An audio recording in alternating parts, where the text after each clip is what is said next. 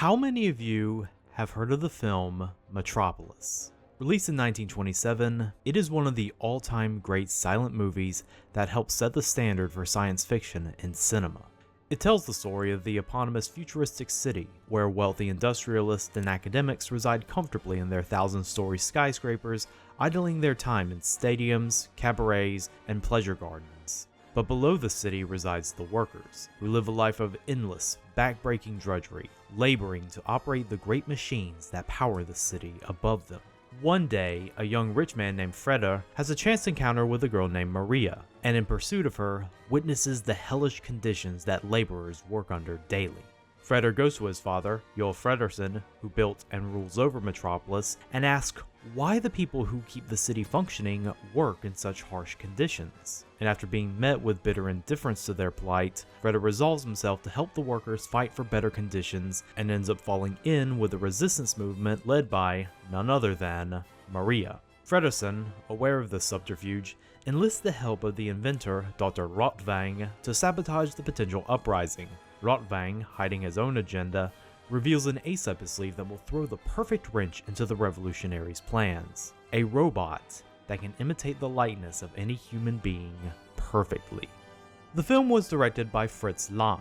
An Austrian veteran of the First World War who had lost his right eye fighting the Russians, Lang turned to filmmaking as a way to cope with his PTSD. He would soon find work as a director for the German film studio UFA. It was there he became tremendously involved in the then emerging German expressionist movement. It wasn't until 1922 that he had his true breakout success with the silent thriller Dr. Mabuse the Gambler, a success he would immediately follow up with 2 years later with a film adaptation of the Nibelungenlied saga. Both films were films Lang created in tandem with his closest collaborator slash screenwriter slash wife, Thea von Harbo. With 2 successful films under their belts, both Lang and von Harbo set out to make their most ambitious project yet, an adaptation of one of von Harbo's science fiction novels titled Metropolis. Production on the film took 17 months, and the very demanding shoot took a huge physical toll on the actors. By the time principal photography wrapped, it had already accrued 3 times its original budget. The final product is one of the most amazing films of its time period. Its pioneering use of miniatures and practical effects made it like no other film of its era. Combined with Lang's impeccable blocking and inventive editing to create the film's evocative imagery, it's no wonder this film has left its mark on history. But at the time of its release, Metropolis was a critical and commercial failure.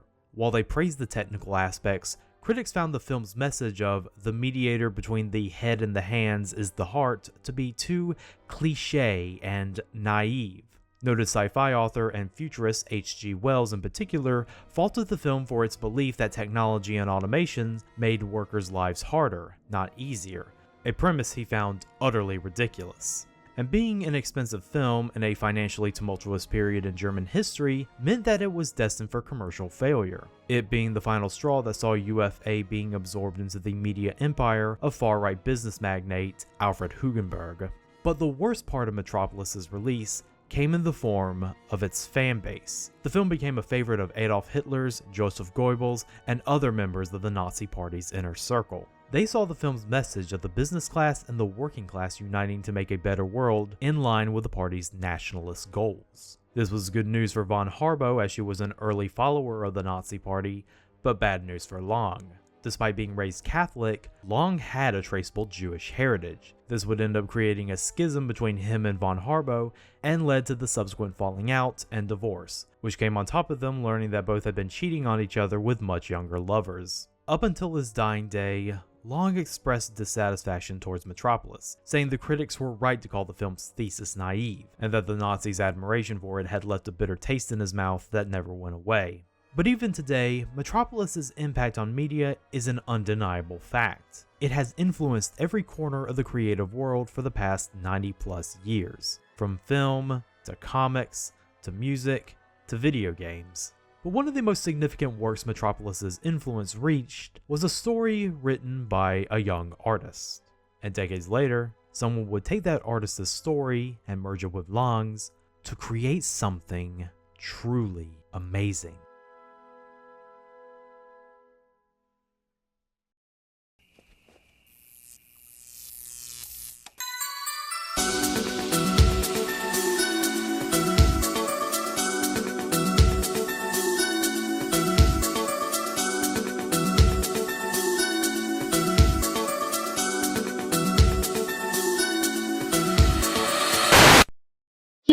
デオ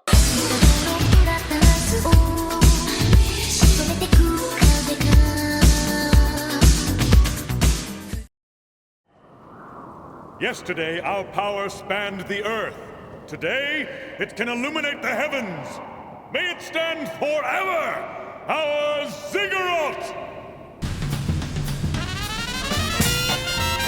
So, how many of you have heard of the film Metropolis?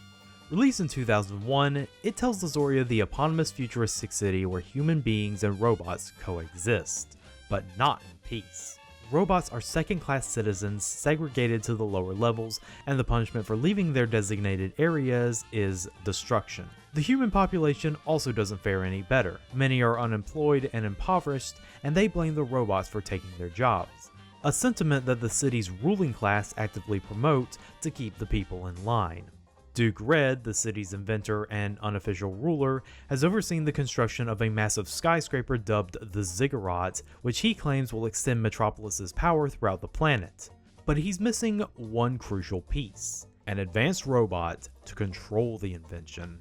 He has enlisted in the help of mad scientist Dr. Lawton to build such a machine, which is to be made into the perfect replication of his deceased daughter, Tima. She's 100% synthetic, much better. Every component made by hand. She's a masterpiece, the culmination of my life's work.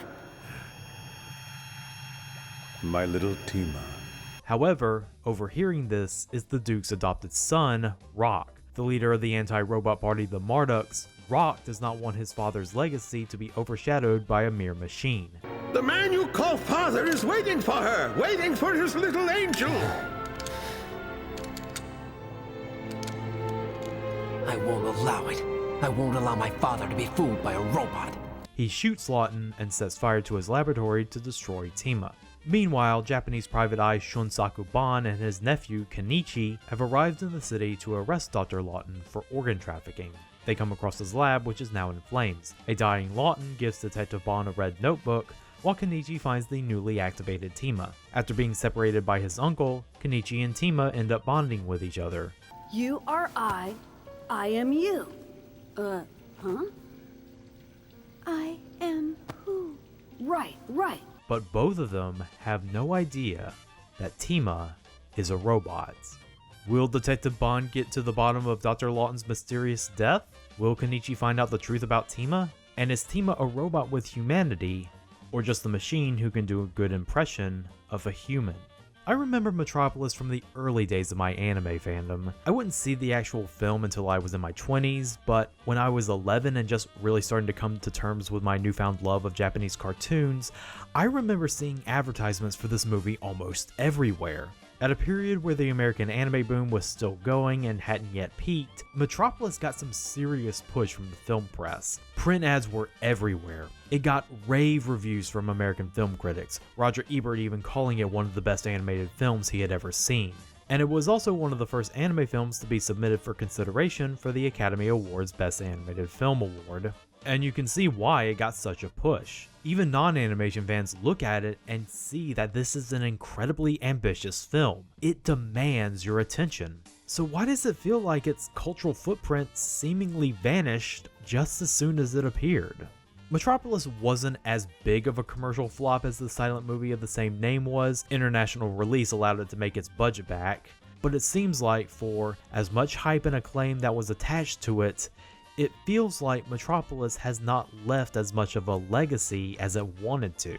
My theory is that the reason for that can be possibly attributed to that other anime film that came out in 2001. You know, the one that was directed by that really famous animator guy, the one that won the Oscar that year, the one that critics everywhere uphold as one of the greatest animation films of all time to this day.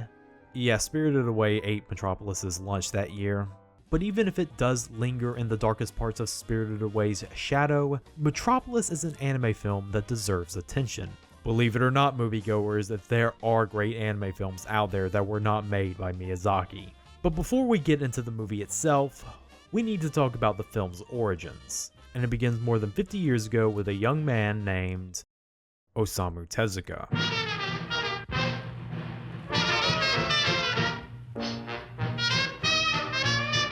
We begin not with Tezuka's foray into animation with the founding of Mushi Productions, nor with Tezuka writing what would be his breakout manga series, Astro Boy. The Metropolis story instead begins in the prehistoric days of modern manga that begin right after the end of World War II. The aftermath of the war had given creators a fresh new frontier to develop their own style now that they were no longer under an ultranationalist dictatorship, leading to the then early manga industry to flourish. Early manga were mostly bound in small disposable red books called akahan, which were basically pulp novels for young boys and girls. And because the industry was growing so rapidly, publishers were always on the lookout for new talents. Around 1947, Osaka-based publisher Ikue commissioned a young Osamu Tezuka for 3 full-length manga stories that would be given sophisticated bindings and hardcover presentations to show that they were a step above the rest of akahan. In this period, Tezuka was a freelancer just barely out of high school and in the middle of working his way through medical college, but since he loved making manga so much,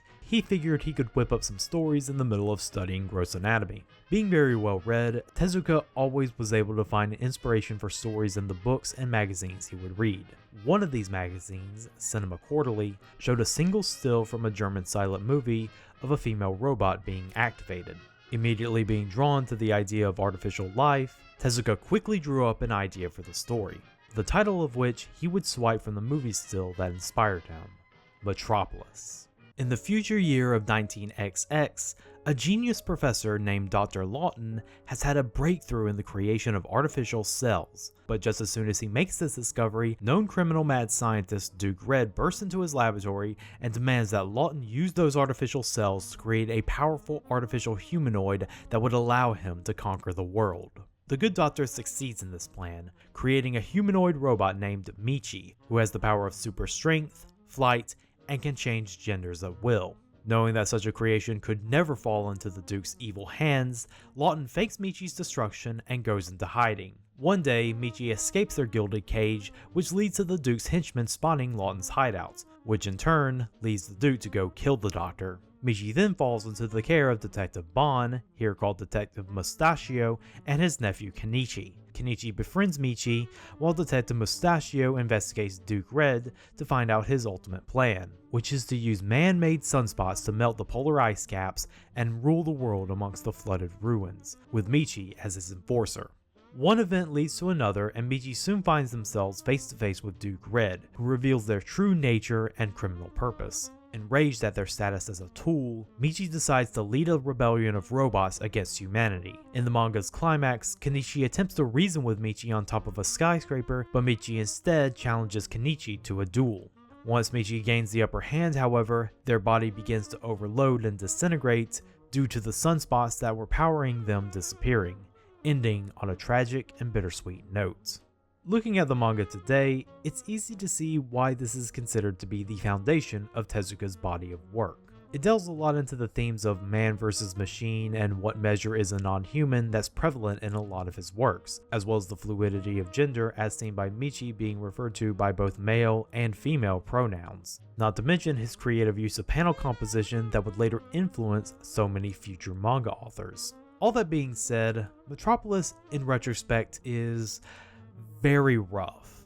Being released in 1949 was obviously going to show its age, and it was not helped by Tezuka's inexperience and 6-month turnaround to get the story done. For one thing, Metropolis is a lot jokier than you would imagine, with goofy punchlines following almost every dramatic turn in the story. It also feels very unfocused at times with how much story beats it builds up that mostly just end up being used as naked plot conveniences, like the existence of mutant animals that give Tezuka the perfect opportunity to exercise his flippant disregard for copyright law. And while Tezuka has always been unsubtle with his theming, the drama at the end is wielded with such bluntness that you can't help but feel that it too is a joke, an ending that reads like a sincere version of this. I came here with a simple dream, a dream of killing all humans. And this is how it must end? Who's the real 7 billion ton robot monster here? But regardless, Metropolis's imaginative science fiction directly inspired a generation of mangaka like Mitsutaro Yokoyama and Go Nagai. and Tezuka himself would use Metropolis as a springboard to better hammer out ideas that would be executed better in stories like Astro Boy and Princess Knight. As proof of this, Michi would be cast in an Astro Boy story in the role of Astro's mother. Fast forward to years later, Tezuka has already conquered the world of manga and is making headway into the newly created world of TV anime through his studio Mushi Productions. It is where an entire generation of influential animators and directors are learning directly under Tezuka himself. One of these pupils was an ambitious young go-getter by the name of Shigeyuki Hayashi, or as he is better known by his pseudonym, Rintaro. A former in-betweener at Toei, Rintaro had long been a fan of Tezuka's work as a manga author and leapt at the chance to work under the man who inspired him. But the one thing Rintaro wanted to do the most is direct a film, and the film he wanted to direct was an adaptation of Tezuka's Metropolis. Rintaro constantly pestered Tezuka for Mushi to make a movie based off Metropolis, but Tezuka stonewalled him at every turn. It's assumed by Rintaro that the reason was because Tezuka saw the story of Metropolis as incomplete, and thus impossible to translate to film. Also, Tezuka was a known control freak to an almost Miyazaki-level degree, so Mushi was not going to do anything unless it was something that he had his full approval on, which is the reason why Rintaro left the studio in the 70s and helped found Madhouse. Rintaro was very frank in saying that the only reason he got the film greenlit in the first place was because, by the mid-90s, Tezuka was dead. まあいませんからね。企画閉めたなと思ったぐらいですからいないんですよ。本当まず許可を下りなかったでしょうね。But Rintaro knew he couldn't adapt Metropolis to film all by his lonesome. He needed a screenwriter that really knew his shit about robots, big cities, and societal unrest. Luckily for him, he was friends with someone who was an expert on those subjects. ロック好きだったからさ。KATSUHIRO Otomo would be the one to write a story that would transform Tezuka's manga into an appropriately big-budget feature. Still coasting on his success with Akira, Otomo was the right man for the job. Science fiction stories with examinations on society were his forte after all. But it's interesting how Metropolis is kind of the opposite of his most well-known success. Akira was an adaptation of a manga that needed to be compressed into a 2-hour feature, while Metropolis was an adaptation of a manga that needed to be expanded into a 1-hour and 45-minute feature. Both he and Rintaro had quite the undertaking before them, but artistic ambition dictated that they were more than willing to try to pull it off. So how exactly did they do it?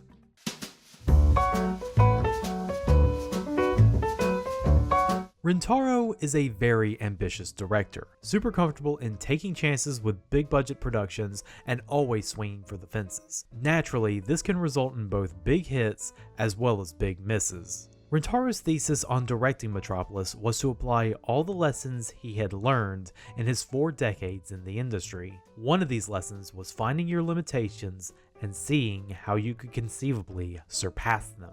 For the most part, Madhouse did a lot of the animation in the traditional cell animation process, but for some of the trickier shots that required a lot of moving parts, the animation team resorted to using cutting-edge CGI and digital technology. Not that big a surprise considering that this was the early 2000s and digital hand-drawn animation was the style at the time, but what makes this example unique is that the animation team made an effort to not only blend the CGI with cell animation, but also make the CGI look like cell animation. This was done by having the computer effects serve as a blueprint that the animators would animate on. And yes, this was super time consuming. There was a reason why this film took 5 years to make. 実は全部 3D のポリゴンに色をつまりそれを線で出したものに背景さんで色をつけてもらってその色を抜いてポリゴンに色をつけてそれで 3D の中でそうだつけてるっていう大変でしょうね。あれは僕はやったわけじゃないですけどあれを見てて自分はやりたくないって思ってました。And while some of the effects have shown their age, most of them still look really good and really give you that feeling of awe when looking over the skyline of a massive city. To say nothing of the actual cell animation, which is filled with Madhouse's elder statesmen like Manabu Hashi and Hiroyuki Okiura. Their consistent animation on the ones, combined with their attention to the small details, makes this film earn its cinematic quality. But even with all the usage of newfangled technology in this film, Metropolis is a movie that really embraces the old school. The way this movie is blocked and edited is straight out of the 1920s silent movie era of Hollywood. Scenes will often transition using wipes or iris outs followed by iris ins, and there's even an instance where the iris zeroes in on a plot important object,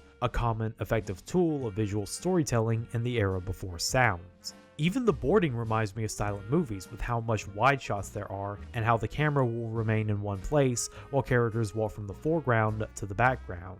And during these shots, other characters are often going about their business in scenes completely unrelated to the story, making these otherwise seemingly simplistic shots actually incredibly complicated and very demanding on the part of the animators. The dedication to the incredibly old-fashioned extends to the soundtrack. With works that involve futurist settings, it's easy to just default to space-age pulsing electronic music for your soundtrack.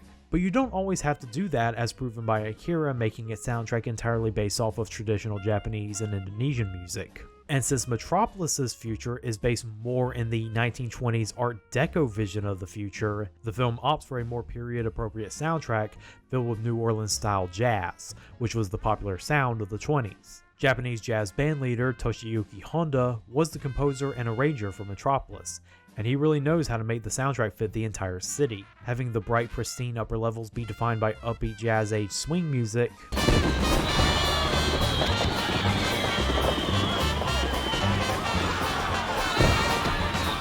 while having the lower levels be backed up by a more slow, bluesier jazz.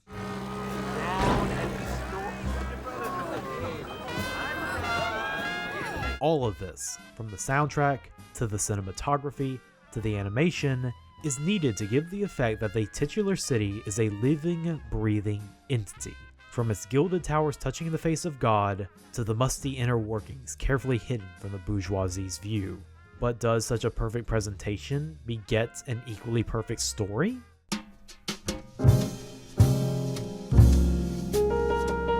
After having read the actual manga, I do find myself agreeing with Tezuka that a one-to-one adaptation of the original was going to be impossible. The manga story is too unfocused, moves way too fast, and doesn't allow itself to fully explore the themes it is presenting. So in order for an adaptation of Metropolis to work, Rintaro and OTOMO needed to change a few things. The first was trimming a lot of the extraneous fluff that caused the story to feel unfocused. The entire subplot with the mutant animals is dropped completely, as well as the one about Emmy the flower girl and her abusive older sister, the sister character being excised completely, while Emmy is aged up into a minor character status with no connection to the original, mostly just existing as a wink to the audience. The story also feels better paced by having the entire story take place entirely in the city over the period of a few days, compared to the manga where it feels stretched out over a period of months. This also gives a lot more focus to the city itself, which is helped by Detective Bond and Kenichi's status as outsiders being played up more in the story.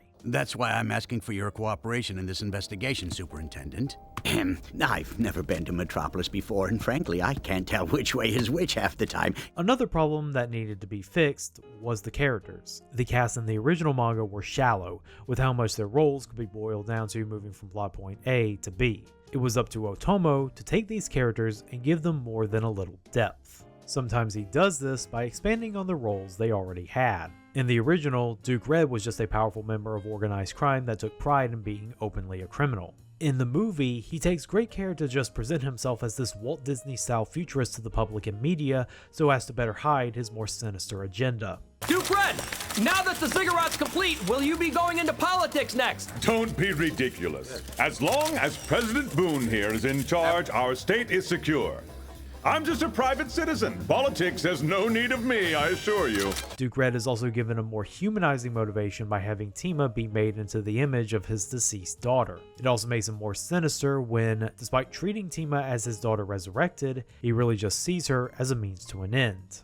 One day you will rule the entire world from this glorious throne. Me? Why? Because this is your true destiny, Tima.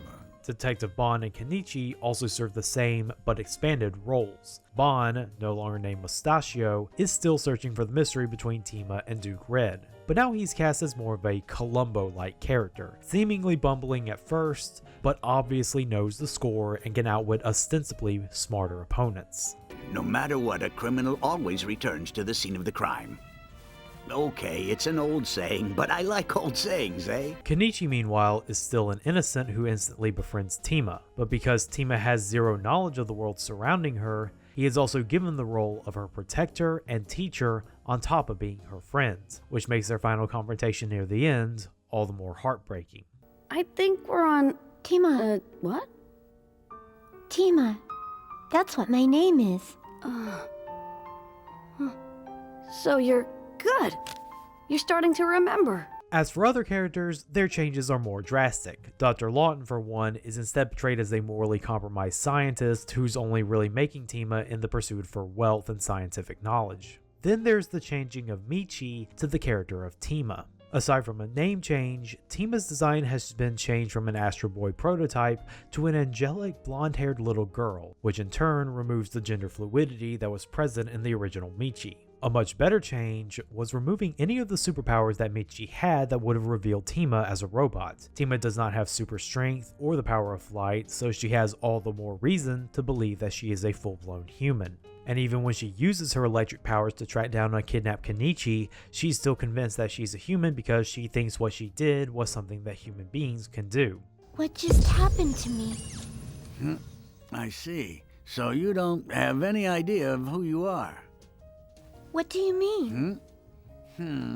But the biggest change comes in the form of an additional character, Rock. Oh gods, give me courage.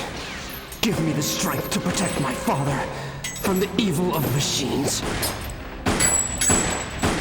Rock is the heavy of this picture who is constantly pursuing Tima, all for the purpose of destroying her. Because of his status as a more active antagonist than the Duke, it really helps to raise the stakes because Kenichi and Tima always have an active threat on their tails. And don't let his boyish looks fool you, Rock is a terrifying presence. The very human motive of seeking his father's approval only makes him a more unfettered monster because he will not let anything or anyone get in his way of destroying Tima.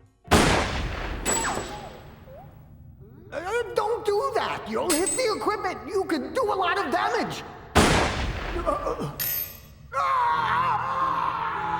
But even with the changes, a lot of the broader plot threads are kept in, like the villain's plan involving artificial sunspots, the heroes getting helped out by a robot named Fifi, and Natch, the final confrontation between Kenichi and Tima at the top of a skyscraper. However, that still doesn't leave enough to cover a full feature-length movie. So what do Rintaro and OTOMO do? Well, both men are huge film buffs, so why not also make this Metropolis adaptation an adaptation of Metropolis? The film's visuals draw heavily from the long film with its 1920s Art Deco art direction, courtesy of Shuichi Hirata, effortlessly giving a unique spin on Long City by having the massive skyscrapers shield away the dark underbelly of the city. So I guess you can call this Deco-punk? But the influence spreads to the story, which feels like it wants to take the idealistic narrative of von Harbo's and give it a more cynical bent. The Joel Friederson of the 2001 movie, Duke Red, is the cold-hearted futurist who only cares about power and his city. But he never gets that come-to-Jesus moment that Friederson was set up for in the 1927 version. His goals are far too important for him to change his mind about this oppressive system he has set up for himself. Rock can also be seen as a darker take on the character of Freder. Instead of falling in with the resistance to change his father's mind, he actively works against the resistance because earning his father's approval is all he cares about. Father, please understand, you are the only one who should sit upon the throne of power. And you must never allow a mere robot to control the ziggurat and rule the city of Metropolis. You fool! Speaking of the workers' uprising, OTOMO does something interesting with that plot point. In the 1927 movie, the uprising is a show of just how the masses can easily be corrupted by shadowy forces who have their own agenda, which has a decidedly more anti-Marxist reading to it when you think about it. But a lot of emphasis is placed on the workers rising up against the machines and not the people in power who created those machines. They also kind of know that they have benefactors in high places because the leader of the pro-human movement, Atlas, is seen doing shady dealings with politicians who are only clandestinely supporting the rebellion just to get Duke Red out of power. It's less workers' revolutions are violent and bad, and more about how worker revolutions can easily be led astray once they have a convenient and more oppressed scapegoat to go after. And once those in power who are sympathetic to the workers are summarily dealt with, the rebellion is quickly crushed just as soon as it began. Attention. The revolution has failed.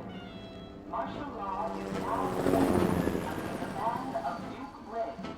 However, the big connection you can draw between the two films is Tima, who is simultaneously Maria and the mechanical false Maria. While she doesn't lead any worker uprisings, Tima can be compared to Maria in look, blonde, saintly, having this reoccurring motif involving sunlight and radiance. When Tima thinks of herself as a human, she embodies goodness and light. But upon being revealed as a robot, immediately going mad and unleashing a machine rebellion, Tima then embodies the false Maria, who in the movie is given a portrayal as a maiden of the apocalypse, a dark, enticing force that signals an approaching doomsday. In short, Tima can either be your angel or your devil. But doing an adaptation of Long's Metropolis wasn't Rintaro's ultimate goal in making this film, nor was doing a complete adaptation of Tezuka's story, which is good because if you look at this film as an adaptation of both of these works, they kind of missed the mark. It doesn't dwell too much on the question of class to be considered a good adaptation of Long's film, and it changes so much from Tezuka's source material just to make it more filmable. If you really want to know why Metropolis is a good film, you need to know what Rintaro's endgame was when making this film, to be the definitive tribute to his master.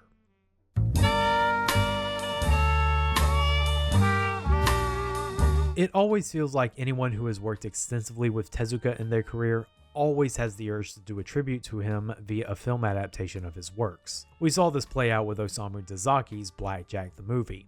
But that film felt more like a tribute to Tezuka the man. Metropolis, on the other hand, is a tribute to Tezuka the creator. Rintaro wanted to make a film that personifies the heart, soul, and body of a Tezuka work.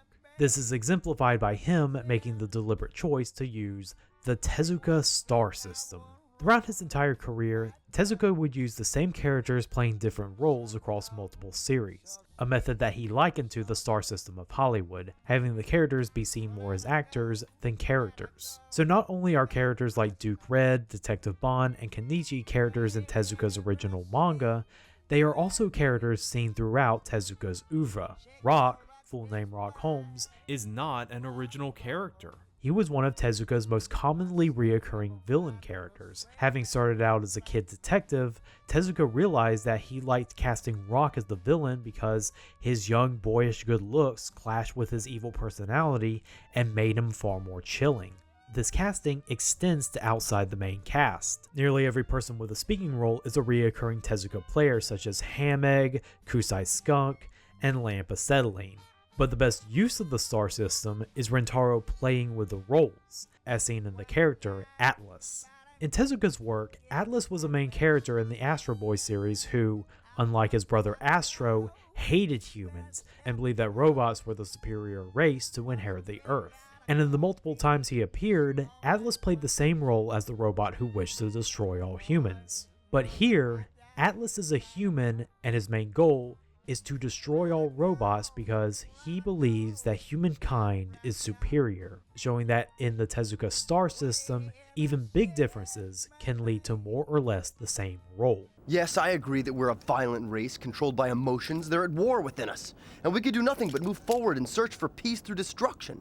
If we deny their existence, then we cannot survive, and without emotions, then we are nothing.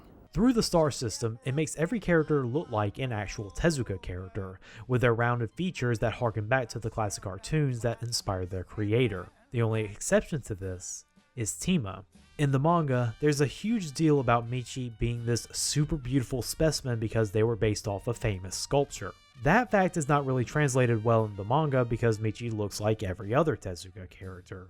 But with Tima, you can get across the fact that she is this stunningly perfect android by not designing her like a Tezuka character. She's instead designed like the ideal anime girl in the most lovingly rendered way, with some shots of her being these gorgeously rendered airbrush paintings. But what truly makes this a full-blown tribute to Tezuka is its themes. Tezuka was always fascinated by the measure of humanity in non-humans, especially machines, and that's the central theme of Metropolis.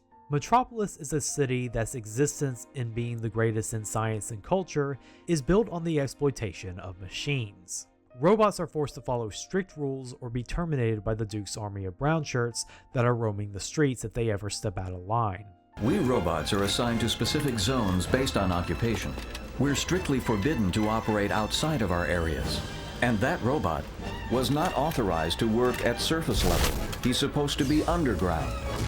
But this isn't an Armitage III situation where the robots are completely indistinguishable from human beings. They are full-blown classical robots who look more like toys than actual beings. Most of them don't even talk. This appears to be deliberate on the manufacturer's part because the act of humanizing a robot, i.e. giving them a name, is seen as highly taboo. Even the most human-looking robot, Pero, has to be given a dog's name so as to not draw attention. We're not allowed human names. It's considered inappropriate for a robot. They feel it would infringe upon the rights of humans.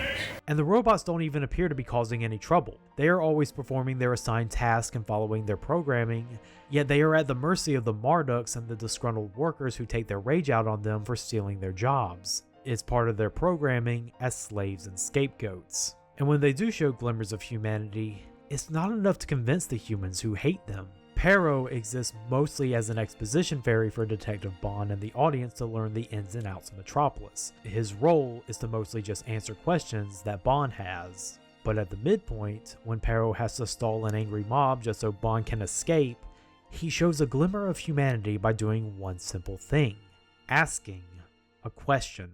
Why must humanity always resort to violence as the only means of settling their differences? It's a shame that killing him was the mob's answer.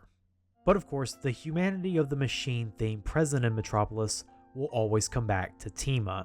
Because she is designed to be the perfect replication of a human being, and because the first person she meets is a human, it's only natural that Tima sees herself as a human. And because he also sees her as an obvious human, it's only natural that Kenichi treats her like a human, thus reinforcing Tima's belief that she is a flesh and blood human being. But as the film goes on, Tima ends up having to face some hard-hitting questions about her true nature, such as how is a human able to access the electronic systems of the city so easily? And when Rock cruelly presses her on the subject of humanity, it reveals Tima to be very ignorant on the subject of human relationships. Well, if you are a human, who's your father?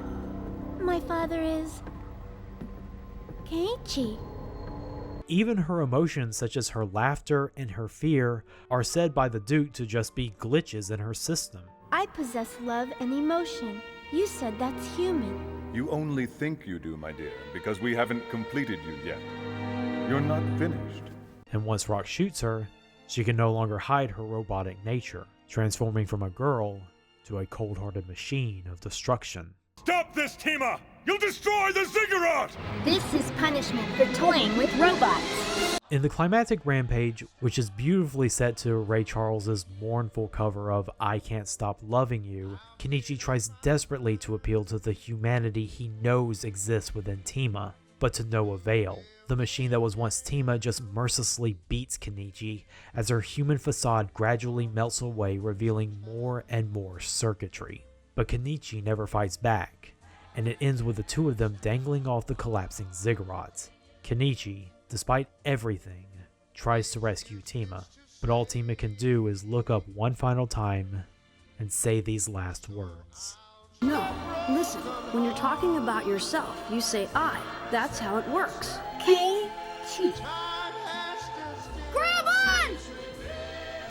Who am I? Like Pero before her, Tima reveals her humanity by her final action, asking a simple question. Metropolis is good because it explores the nature of humanity in a non-human with such elegant simplicity, finding sympathy for cold machinery in a way that does not dumb it down and keeps it in the spirit of Tezuka's work. Even though Rintaro and Otomo say that Tezuka probably would have hated this movie if he was still alive, it actually might just be because he didn't make it himself. In crafting a monument to their old master, these two men in turn created the biggest and most ambitious story worthy of Tezuka by combining the grandiose works of two visionaries, one from 75 years ago, the other more than 50 years ago. I guess this is why Metropolis kind of disappears as soon as it came out. The only people that would fully appreciate it were anime and film nerds who understood the amount of history and love for the medium this film carried. I highly recommend Metropolis if you want a gigantic, big-budget tribute to anime, manga, and film of the classical era. A sprawling monument to one of the greatest masters of the craft.